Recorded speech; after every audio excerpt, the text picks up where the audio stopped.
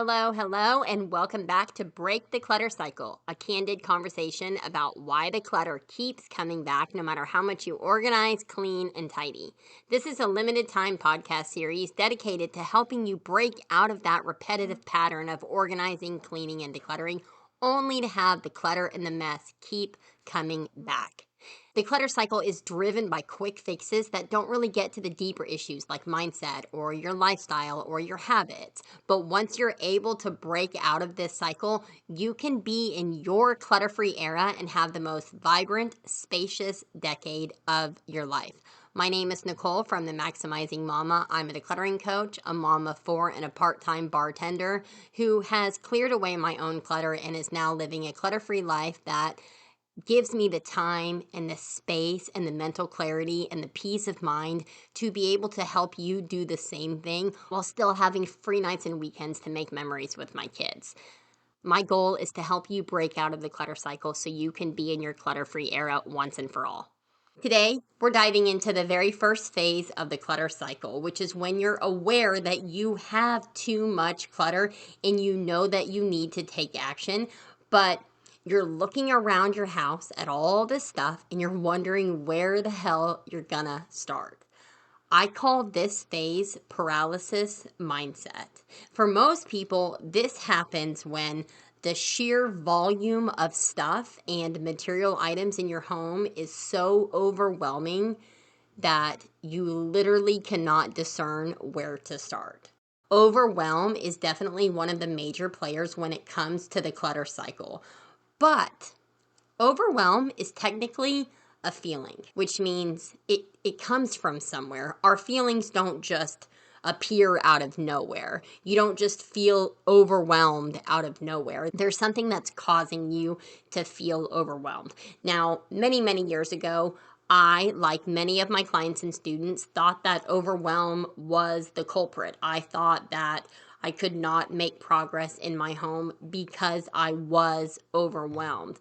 But after hiring a mindset coach for my health and wellness goals, I learned that overwhelm is actually a feeling and it's not the reason why we cannot take action. So you want to understand why you feel overwhelmed. That way you're better equipped to overcome it, not just now, but also in the future. Because even once you have successfully decluttered your entire house, you still might end up feeling overwhelmed in the future. Maybe, let's say 2 years from now, you end up having a couple more kids, or God forbid you lose a loved one and you're needing to declutter all of their things. There's any number of reasons why you may end up feeling overwhelmed by clutter in the future. And so when you can fully identify what causes a feeling of overwhelm, you will be better equipped to handle it for the rest of your life, because the entire goal here is to help you avoid this clutter cycle for good.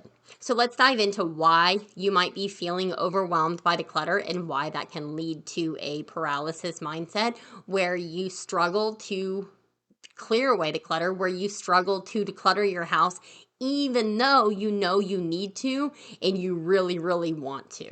There's about 5 to 6 different barriers that could cause you to feel overwhelmed, and those could end up leading to a feeling of paralysis. So we're going to break down what these barriers are and exactly how they lead from overwhelm to paralysis mindset. So the first barrier is an overwhelmed prefrontal cortex. This is the part of your brain that is responsible for decision making. And when you have clutter everywhere and you feel the need to tackle it all at once, it's draining all of the resources and your prefrontal cortex is physically unable to make a decision. And it becomes mentally exhausting to even think about decluttering, and then doing nothing actually seems easier. This could then lead to paralysis because your brain simply shuts down when it's faced with too many decisions, and that kind of feels like the safest option in the moment. Next is perfectionism.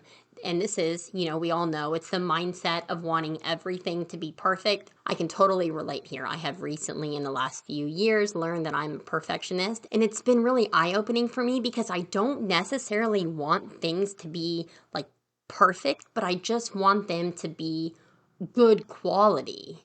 But when it comes to decluttering, perfectionists want to declutter the right way. And then if they don't have a clear plan or enough time to do it perfectly, they avoid starting altogether. This all or nothing thinking can be paralyzing when the idea of messing up or not doing it right just keeps you stuck and not starting at all. Then there's fear of regret, where you're afraid that you might need a material item later. This could be due to financial concerns, like if you let go of something and you need to buy it again and you don't have the money, or maybe letting go of certain items could trigger regret if they have sentimental value.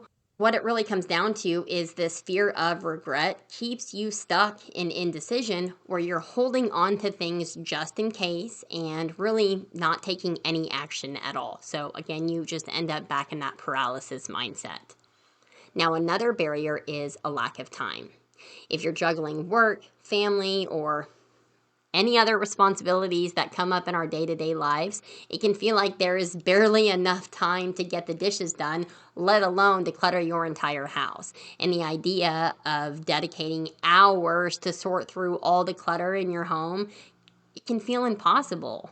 And so that then leads to paralysis because even though you know that decluttering will help and will give you back more time, it just feels like too big of a time commitment to even think about.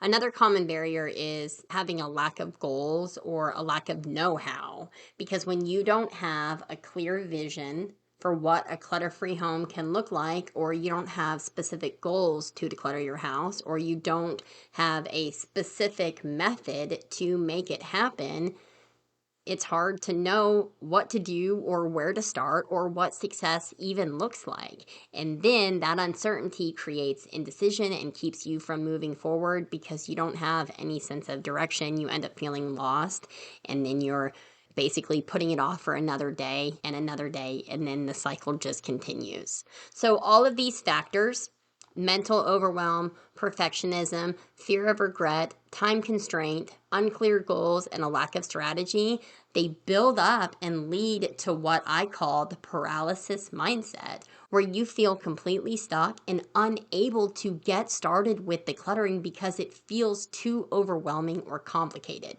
And here's the thing. Some people are able to just push past this paralysis and jump right into the decluttering process, but many others get stuck here.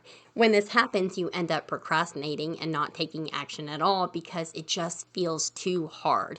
And we all know that procrastination can come up in any area of our lives. As a matter of fact, I was recently seeing a therapist because of extreme procrastination in my personal life, and it was actually related to overwhelm.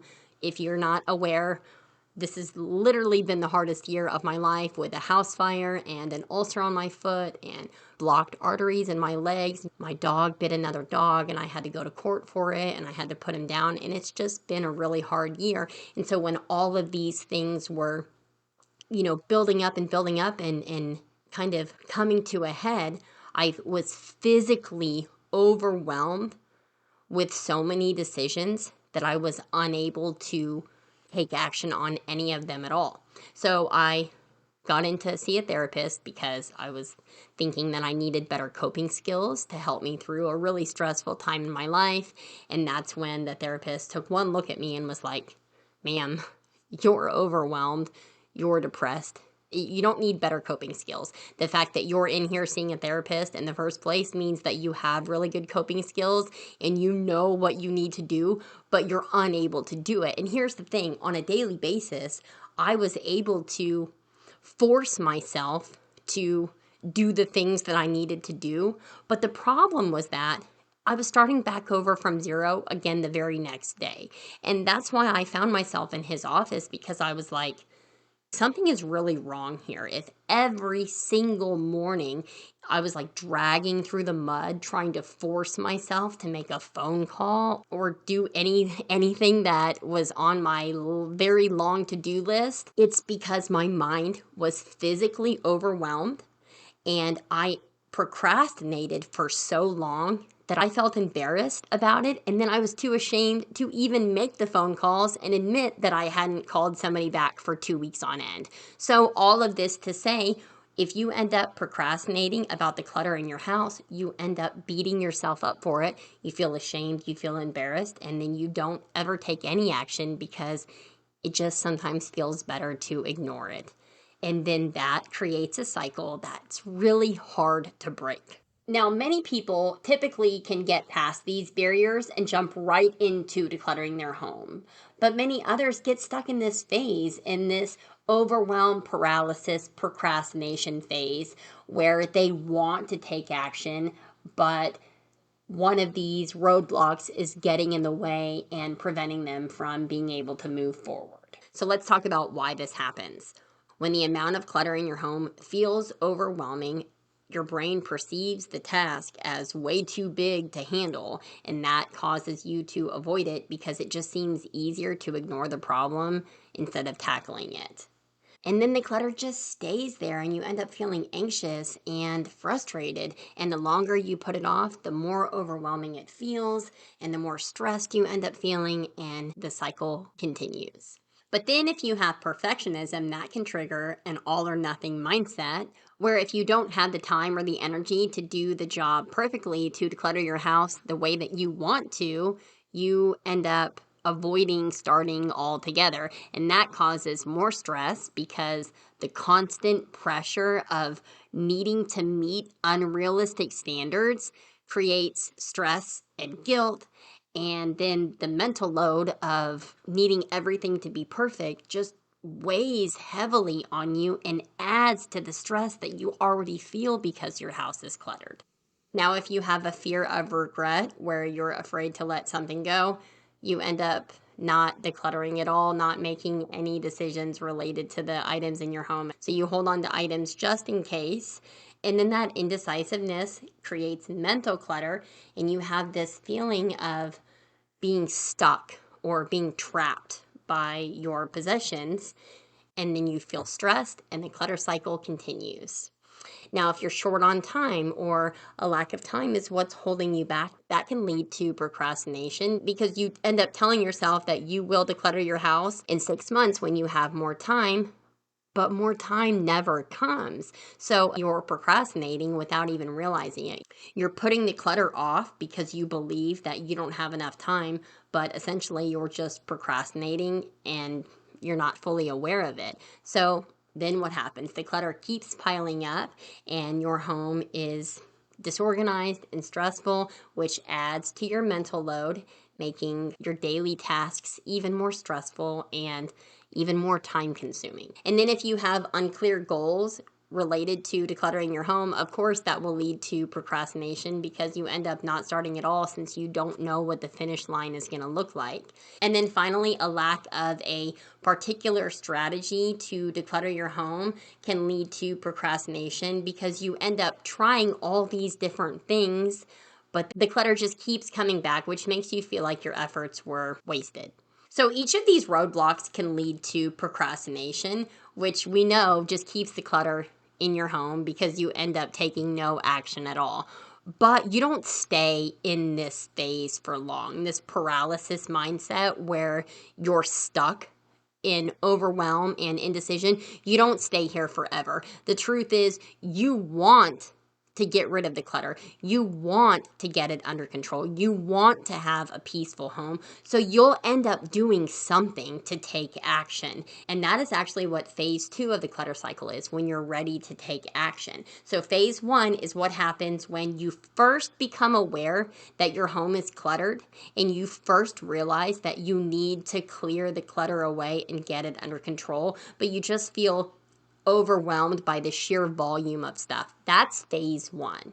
And phase 2 is what happens when you're ready to start decluttering, when you first start taking action in your home. And that is exactly what we're going to break down in the very next episode. So in the meantime, take some time to identify which of these roadblocks you resonate the most with.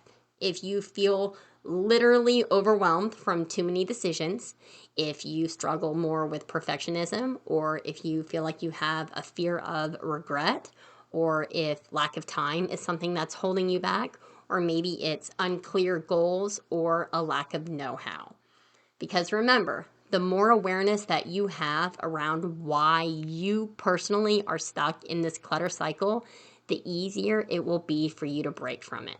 And on that note, we actually have a masterclass coming to help you break out of this cycle so you can have true freedom from clutter once and for all. The roadmap to a clutter-free life is happening live on Wednesday, November 20th, but you can save your free seat right now by clicking on the link down in the show notes or going to my Instagram page and clicking the link in my bio.